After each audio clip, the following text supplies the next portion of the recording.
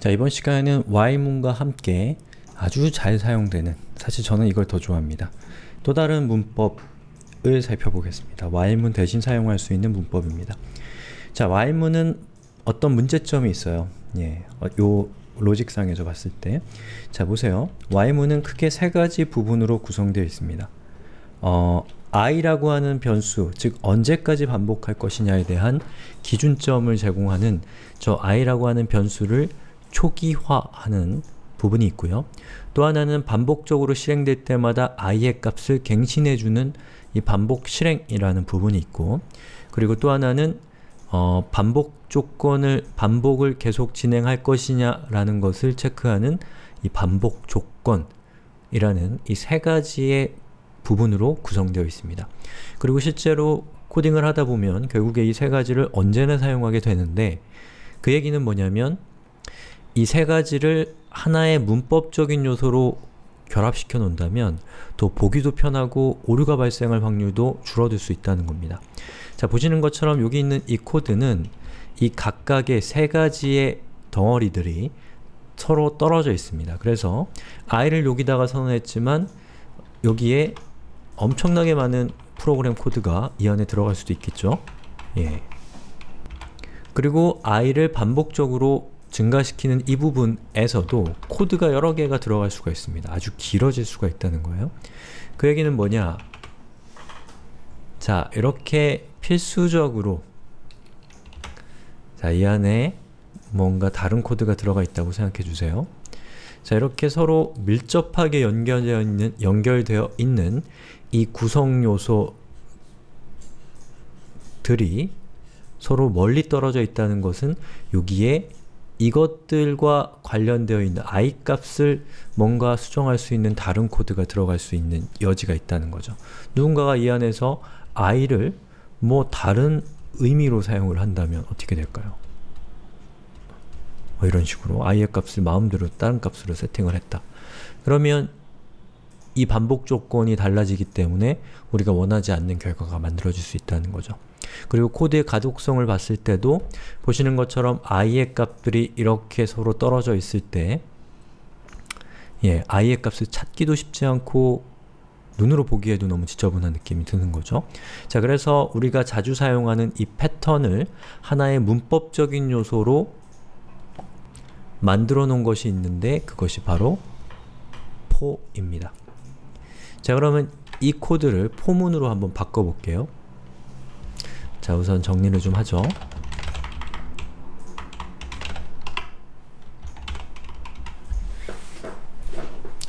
자, 여기 있는 while이라고 되어 있는 부분, 자, 카피할게요, 그냥. 자, 이렇게 하고 이 코드는 이제 안 쓸 거니까 주석 이렇게 하면 얘는 코드상에는 존재하지만 무시되는 코드가 되는 겁니다. 자, 우선 while을 for로 바꿔줍니다.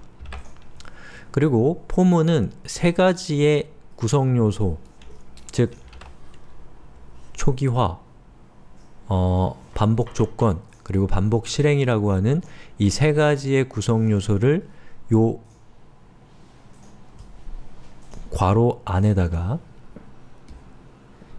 가로 안에 나란히 써주게 됩니다. 자, 무슨 말이냐면 자, 여기에 있는 요거 있죠? 요거를 컷해서 붙여넣기를 합니다. 그리고 세미콜론이 여기 꼭 와야 됩니다. 자, 이렇게 해서 초기화라고 하는 부분이 첫 번째 파트에 들어갔죠. 그 다음에 언제까지 반복할 것이냐라는 것이 두 번째 파트에 들어가서 여기에는 반드시 true 아니면 false 둘 중에 하나의 값이 이곳에 위치해야 됩니다. 그리고 세미콜론을 찍습니다. 자, 그 다음에 반복적으로 실행될 조건을, 반복 실행 조건을 자, 이렇게 갖다 놓게 되는 거죠.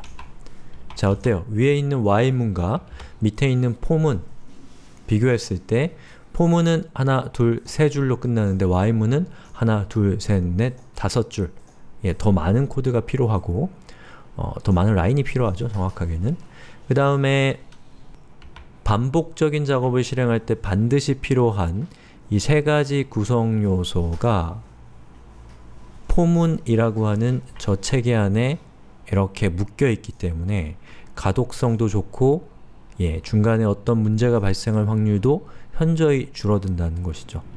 그렇다고 언제나 포문을 사용하는 것이 좋은 건 아니지만 상당히 많은 경우에 이러한 패턴으로 반복적인 작업을 실행하기 때문에 이런 경우에는 포문을 쓰는 것이 더 바람직하다고 할 수가 있겠습니다.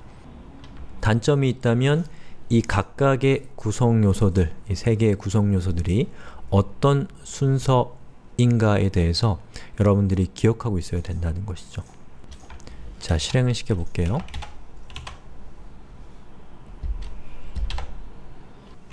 자, 실행을 시켰더니 에러가 발생했는지 나오질 않습니다. 자, 그래서 제가 확인해 보니까 보시는 것처럼 이렇게 에러가 발생을 했네요. 자, 그리고 15번째 라인에 에러가 있다고 나옵니다. 자, 그럼 당황하실 필요 없이 자, 에러를 찾으면 돼요. 이렇게 해보니까 자, 여기에 뭔가 에러가 있다고 나오죠? 이겁니다. 제 끝에 세미콜론을 하시면 안 돼요. 제가 일부러 했다고 하면은 믿지 않으실 테고 실수를 한 겁니다. 자, 그럼 실행을 시켜보면 보시는 것처럼 아까와 똑같은 결과가 나타나는 거죠. 그래서 while문과 for문은 둘 다 반복문에 대한 문법이고 이 두 가지는 서로 대체 가능한 관계에 있다라는 겁니다. 자, 그러면 이 for문이 어떻게 실행되는가를 다시 한번 좀 자세하게 살펴보죠. 자, 우선 처음에 자바스크립트가 실행이 되면 for문을 만납니다. 반복문이 실행되겠네 라고 하고 이 괄호 안에 들어가는 것을 이 세미콜론을 기준으로 해서 세 개의 구성 요소로 쪼개겠죠. 자, 그래서 이 컴퓨터는 첫 번째 구성 요소를 초기화 라고 해서 이 첫 번째 구성 요소는 이 포문이 실행될 때 제일 먼저 한 번만 실행이 됩니다. 그 다음부터는 절대 실행되지 않습니다. 자, 그래서 이 i의 값을 현재 0으로 세팅해 놓은 상태가 되는 것이고요. 자, 이 상태에서 일단은 이것이 반복 조건이 실행이 됩니다. 그럼 현재 i의 값이 0이고 우항은 10이기 때문에 이것의 결과는 true죠.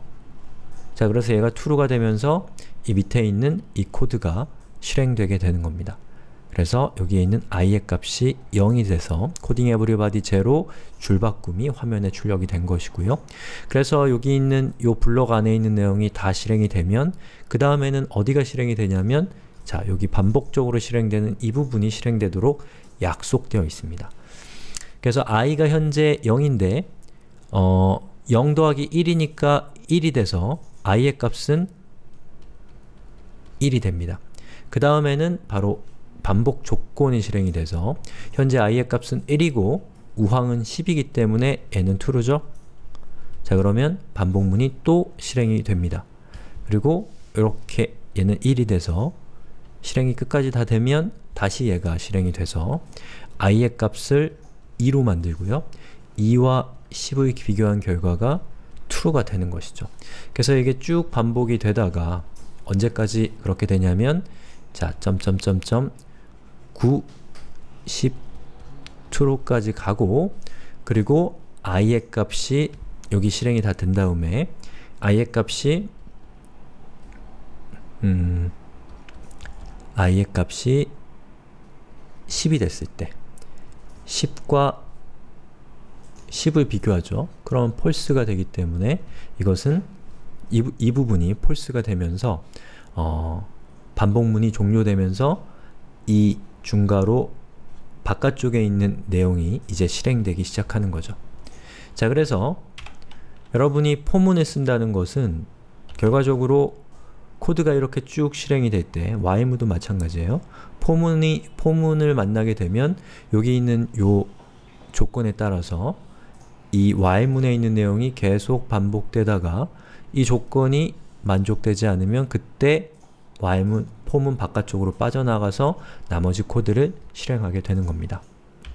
자, 근데 한 가지 팁으로 또 설명을 드릴 것이 사실 이 부분은 이렇게 쓰지 않고 보통 이렇게 써줍니다. 자, 그래서 i는 i 플러스 1이라는 것과 i 플러스 플러스는 정확하게 같은 의미입니다. 정확하진 않고요. 대충 같은 의미입니다. 왜 대충이란 말을 썼냐면 플러스 플러스 i라는 것이 있기 때문에 그런데요. 자, 어쨌든 간에 i 뒤에 플러스 플러스가 붙어있는 것은 자, 이 구문이 실행될 때마다 i의 값을 1씩 증가시킨다는 뜻입니다. 자, 그래서 제가 콘솔에서 한번 실행을 시켜볼게요.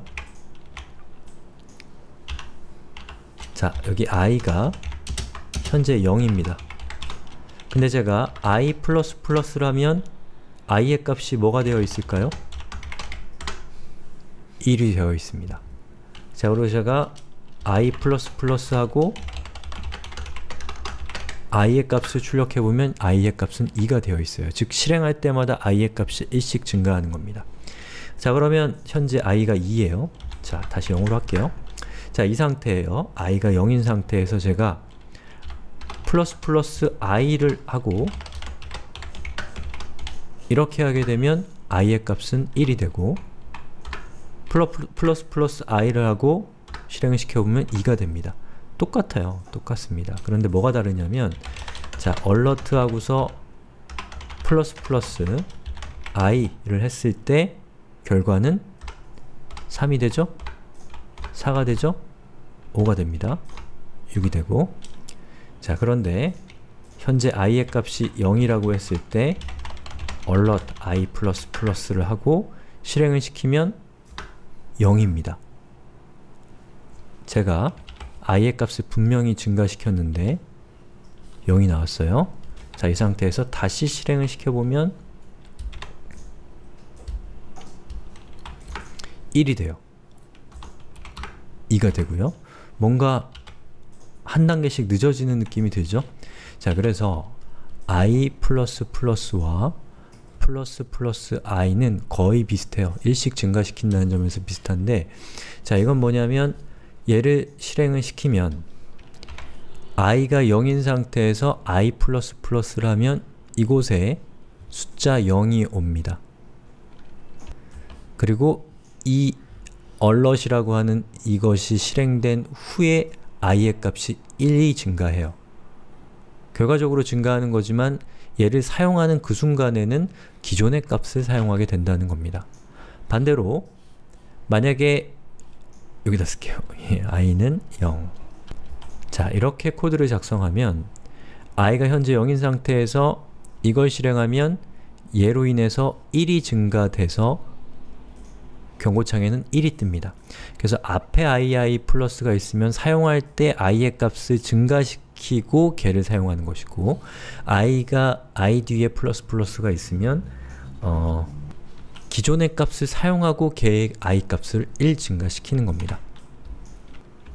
자, 이 맥락에서는 얘를 i를 앞에 붙이건 뒤에 붙이건 상관은 없는 맥락이에요. 두 개는 같은 상황인데 보통은 i++를 많이 쓰죠. 예. 자, 그 다음에 여기에서 사용한 이 변수 있죠? i라는 변수. 이거는 i가 아니라 다른 걸로 써도 아무 상관없습니다. k를 써도 상관없어요. 예. 긴 변수 이름을 써도 되는데 보통 관습적으로 반복적인 작업에 사용하는 기준점인 변수의 이름은 뭐 아마도 iterate의 약자인 i를 써서 이것이 반복문에 사용되고 있는 기준점이라는 것을 보여주는 일종의 관용적인 의미로 사용하는 변수의 이름일 뿐입니다. 아시겠죠? 자, 이렇게 해서 제가 포문에 대한 얘기와 반복문에 대한 이런저런 이야기들을 설명을 드렸습니다.